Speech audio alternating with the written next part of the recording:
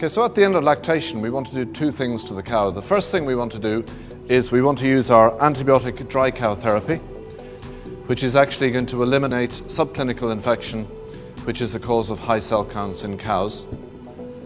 And we want a long-acting product that's going to be effective against all mastitis bugs causing high cell counts. And then the next thing we want to do is we want to put in a seal. And the seal acts as a physical barrier to stop bacteria getting into the udder in the dry period, which causes mastitis in the next lactation. So your antibiotic dry cow therapy is going to reduce your cell count, and your seal is going to reduce your clinical mastitis.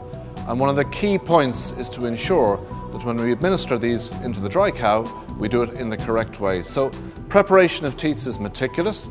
It's different to how we've done it in the past, and a small amount of preparation and effort will make big dividends in terms of how we do it.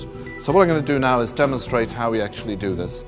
Okay, so when we're going to dry off a cow, the first thing is hygiene is really, really important, because we don't want to get any contamination or dirt into the udder when we dry the cow off, because that can actually increase new infections in the dry period and after calving.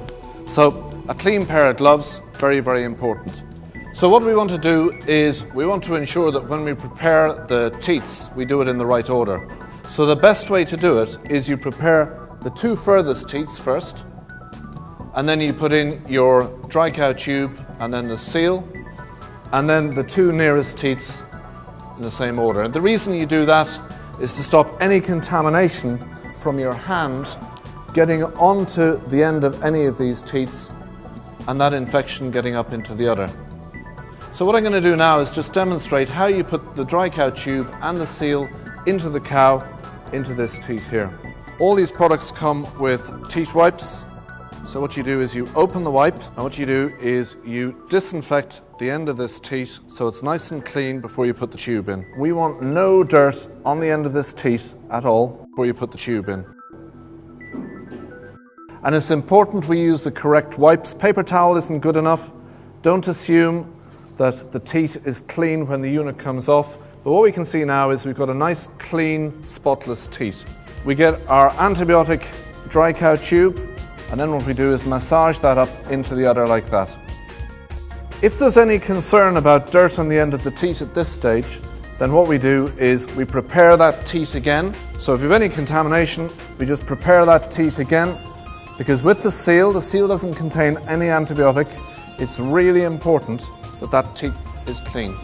The antibiotic dry cow tube we want in the udder, so that's why we massage it up, but the seal is to seal the end of the teat. So the key thing with the seal is to pinch the top of the teat. You then put your seal into the udder and you put it in, and as you put it in, you can feel the pressure against your fingers, and that helps to ensure the seal remains at the bottom of the teat. And then as you take it out, you can see there's a little bit of seal coming out there, and that's going to seal that teat canal throughout the dry period.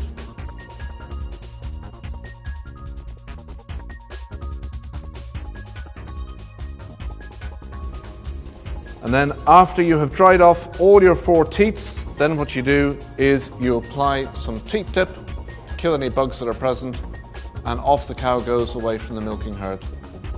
A small amount of time with preparation makes huge differences. If you don't have good hygiene at drying off, and especially if you're using the seal, you're going to end up with problems. If you have good hygiene, it's going to work extremely well.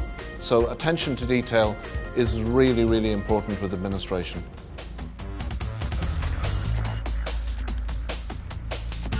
The important thing when cows calve is that you strip out the seal so that no traces get into the milk.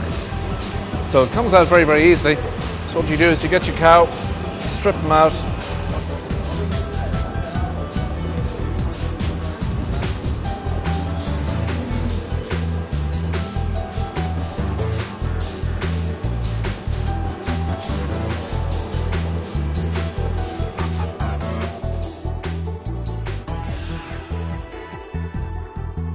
Okay, the milk suck is really important for catching any debris that might be in the milk, to stop it going into the plate cooler and into the bulk tank.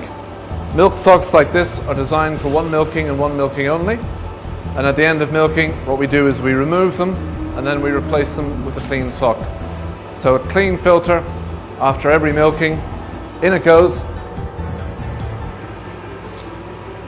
And then what we are is we're all prepared for the next milking.